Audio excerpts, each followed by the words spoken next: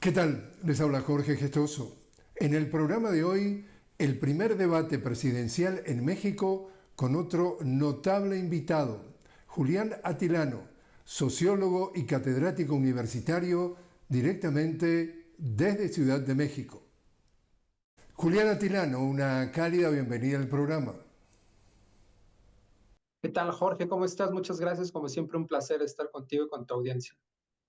Julián, 7 de abril, primer debate presidencial rumbo a los comicios de junio de este año, entre dos mujeres también, por primera vez en la historia de México. Estamos hablando de la oficialista Claudia Sheinbaum y entonces la retadora Xóchitl Gálvez. Tu lectura de qué es lo que representa, qué es lo que podemos esperar, qué es lo que anticipas que puede ser el resultado. Mira, comienzo con la última pregunta. Las últimas encuestas durante prácticamente un año de encuestas han señalado que la puntera, que la favorita para las y los mexicanos es la candidata oficialista, Claudia Sheinbaum. Al menos han marcado de forma sistemática una diferencia entre 20 y 30 puntos porcentuales. Es el consenso que hemos observado en las distintas encuestas que han estado tanto en medios corporativos como encuestas de otra índole. Sin embargo, lo que vemos es que hay una disyuntiva más allá de la distancia que hay entre las dos candidatas, y es el proyecto político, y con esto ya me enfoco en tu pregunta central, Jorge. Por un lado, vemos que Claudia Sheinbaum, esto no es nuevo para nadie, es la continuidad del proyecto de lo que se llama en México la Cuarta Transformación, el obradorismo, o en este caso la candidata del partido que fundó el actual presidente López Obrador, que es Morena. Sin embargo, sí se observan algunos matices, Jorge. Por ejemplo, yo lo que he identificado es un énfasis mayor que lo que vimos en esta gestión en las mujeres, tanto en alguna de sus propuestas que busca tratar de dar más apoyo a todo lo que tiene que ver con el trabajo de cuidados, es decir, aquellas personas, en general mujeres mayores, que cuidan por un lado a sus nietos, cuidan también a sus padres, cuidan también a sus sobrinos, y que de alguna forma eso, según distintos organismos internacionales, han tasado que tiene un valor, y pues lo que se busca es estarle pagando. También otra de las propuestas que se busca plantear es la escolaridad ampliada, los horarios ampliados de escolaridad, para que en ese sentido las mujeres principalmente que están trabajando tengan una posibilidad de que sus hijos, sus hijas estén en las escuelas. Además de estos dos énfasis, se mantiene la misma tendencia del actual presidente, que es incremento al salario mínimo, es ampliación de los proyectos sociales, y es infraestructura en torno a tres principales obras que no van a ser concluyentes en su totalidad, sino que van a tener un proceso, que es el Tren Maya, que es en la península de Yucatán, el sureste mexicano, el tren transoceánico, que lo que busca es conectar los dos continentes de México, y toda la obra de ferrocarril del país.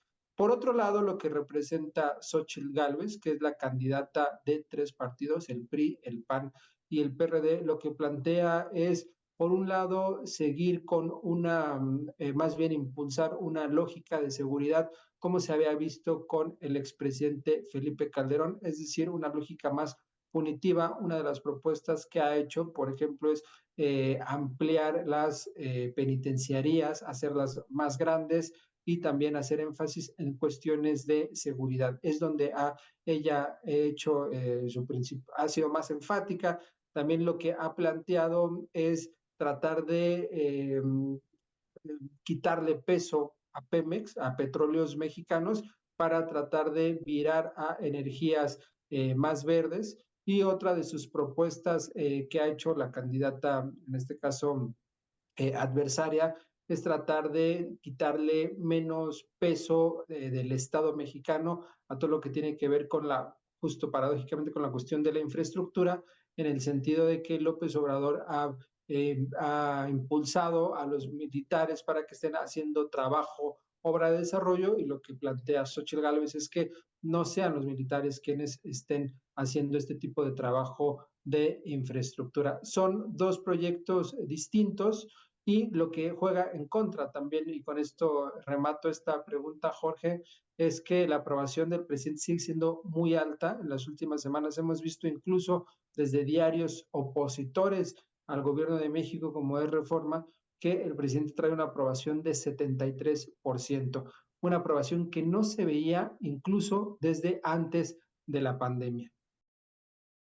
Si tratamos de unir todo lo que tú estás diciendo, esto es por lo menos una revolución silenciosa, porque estamos hablando de un país que durante décadas había una oligarquía que dominaba la vida política. Estamos hablando, por ejemplo, que el PRI, el Partido Revolucionario Institucional, tenían un sistema que le llamaban el dedazo, en donde el presidente actual a dedo señalaba cuál iba a ser su sucesor y se daba, y gobernaba justamente para una política neoliberal, una política en donde la concentración de la riqueza y la disparidad había sido, digamos, en la vida de todos los días, y de pronto se viene este nuevo fenómeno de Morena a través de, como tú dices, Andrés Manuel López Obrador, y desaparece prácticamente el espectro de la política tradicional, porque tanto el PRI como el PAN como el PRD fueron personajes claves de la vida de México. ¿Cómo le explicamos a una audiencia que nos ve fuera de México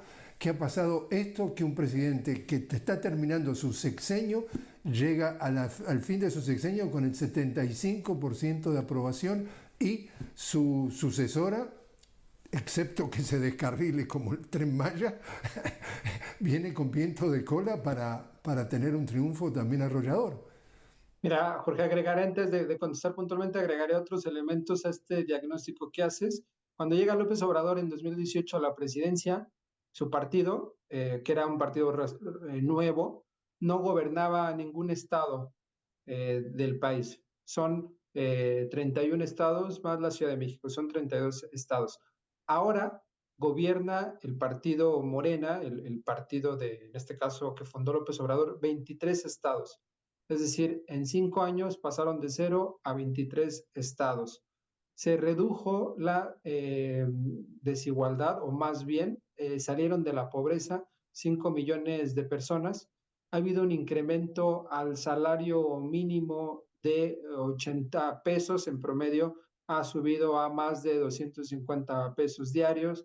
Y los programas sociales, ahora 30 millones de personas reciben al menos un tipo de programa social. ¿Cuáles son estos? Hay varios. Uno es, le llaman así, jóvenes construyendo el futuro. Son aquellos jóvenes que no han tenido posibilidad de un empleo o de estudiar, se les capacita. Es decir, si tú tienes una fábrica, si tú tienes una zapatería, pero no tienes el dinero para contratar a alguien, el gobierno subsidia a ese joven para que se capacite contigo, y posteriormente ya pueda trabajar con la experiencia, personas mayores de 65 años, etcétera.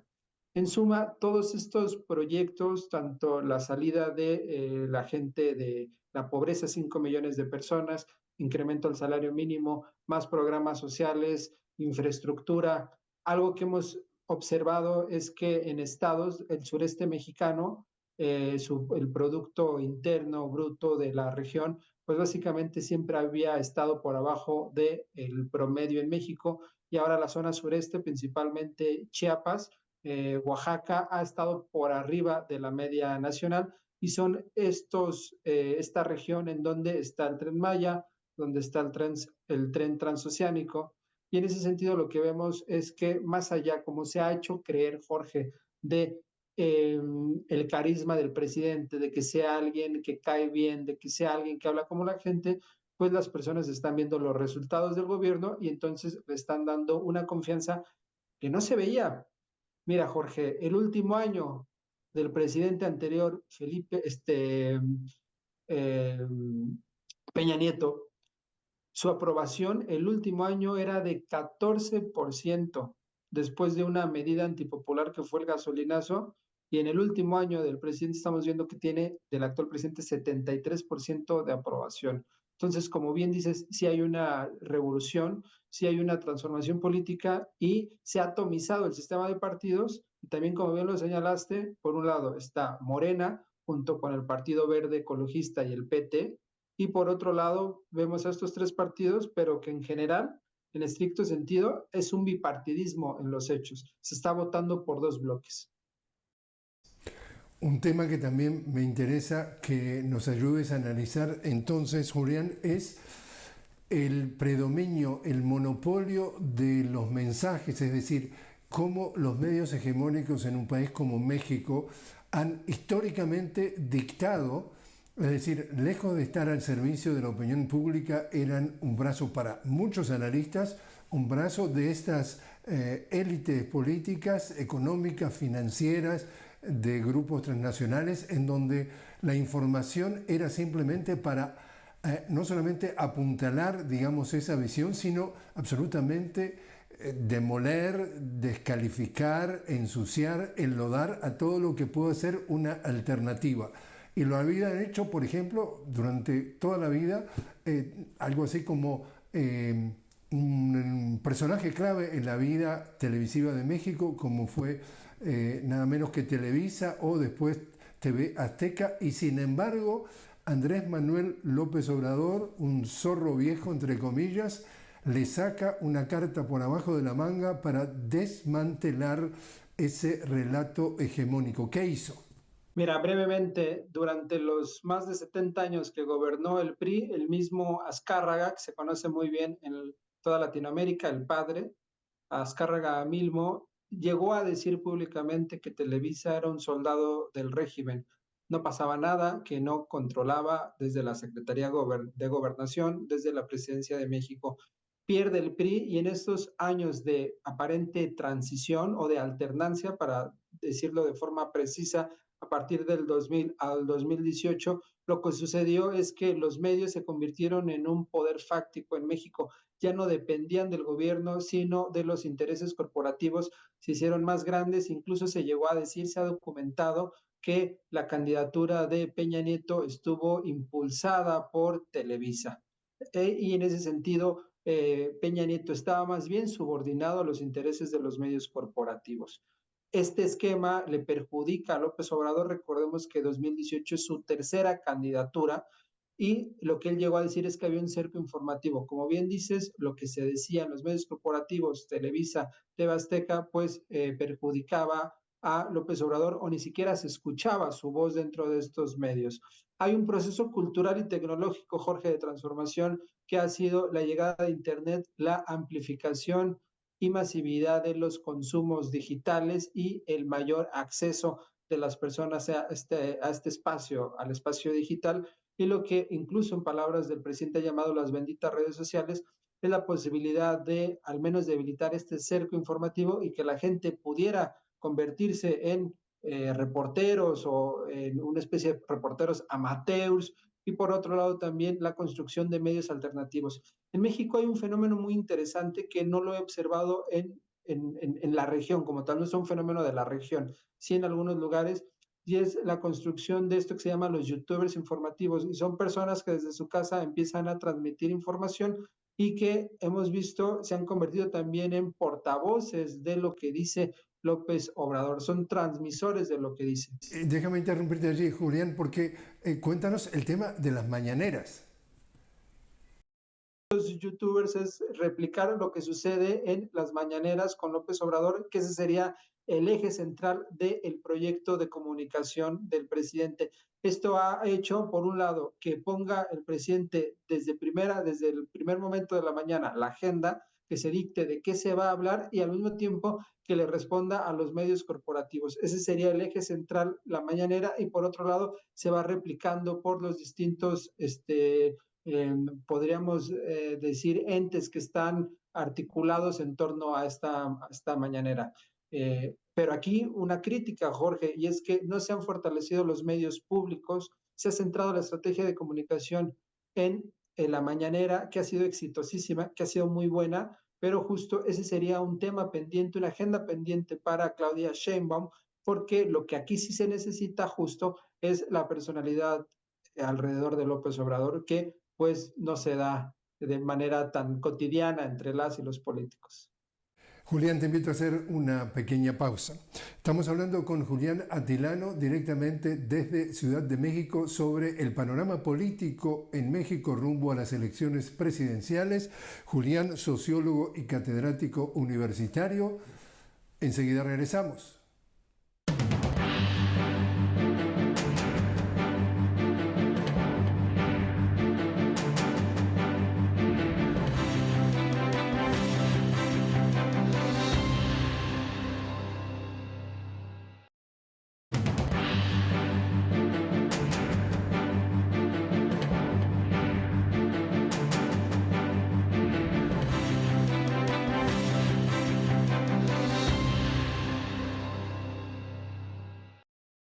Continuamos hablando con Julián Atilano directamente desde Ciudad de México. Julián, sociólogo y catedrático universitario. Estamos hablando de el panorama electoral rumbo a las elecciones presidenciales de México del mes de junio.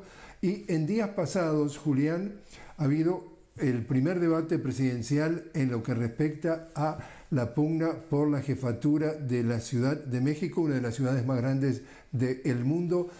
Pudo haber sido indicador relevante en cuanto a que tú has podido medir o has podido detectar algunas tendencias de los resultados o cómo se dio ese debate. Mira, Jorge, se ha hablado mucho al respecto y se ha señalado que los debates en sí mismos no tienen un efecto en el comportamiento electoral. Sin embargo, lo que sí tiene un efecto es lo que se denomina el postdebate, es decir, todos los comentarios, las editorializaciones, los debates a partir de algunos elementos más destacados, relevantes que estuvieron presentes.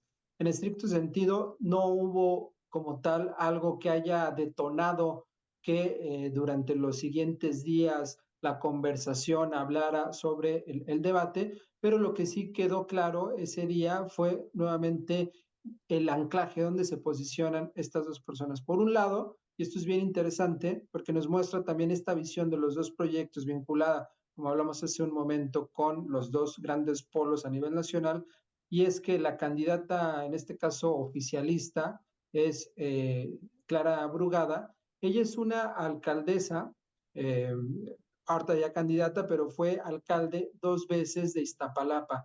Para que se entienda en toda la región, en todo el mundo, Iztapalapa es una alcaldía que está al poniente de la Ciudad de México, perdón, al oriente de la Ciudad de México, es una alcaldía popular, es una alcaldía que tiene más de 3 millones de personas, la propia alcaldía, la población de Uruguay, y se ha reelegido. Incluso en su reelección aumentó el voto.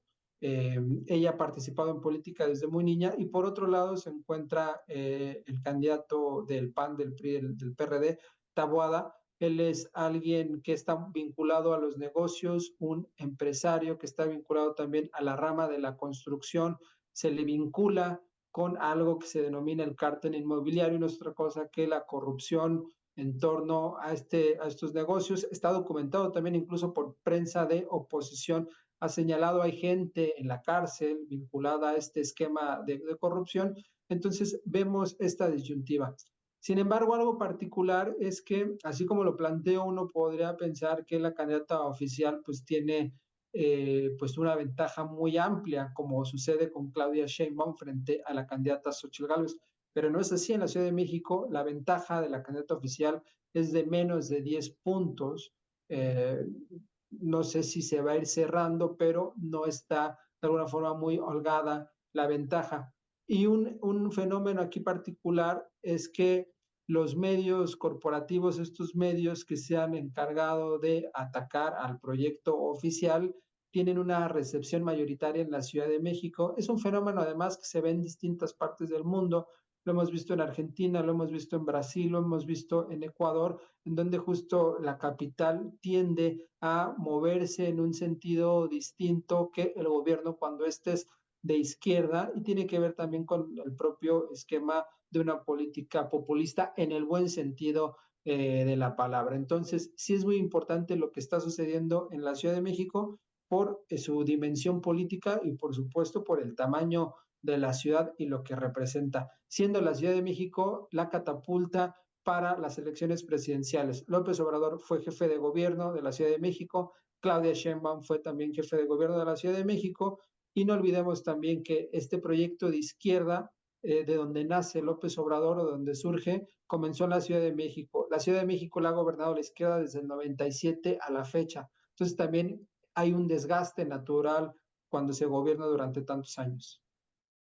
Claudia Sheinbaum ha hecho un comentario respecto a otra elección que se está dando este año, me refiero a la de Estados Unidos, en noviembre de este año. Entonces, los dos candidatos, ya sea Biden o ya sea Trump, han hecho del tema migración algo así como su chivo expiatorio. Cada vez Trump, su retórica la aumenta en cuanto a enlodar, despreciar. No solamente ha dicho que los migrantes envenenan la sangre de Estados Unidos, ahora está diciendo que hay algunos que son menos que animales.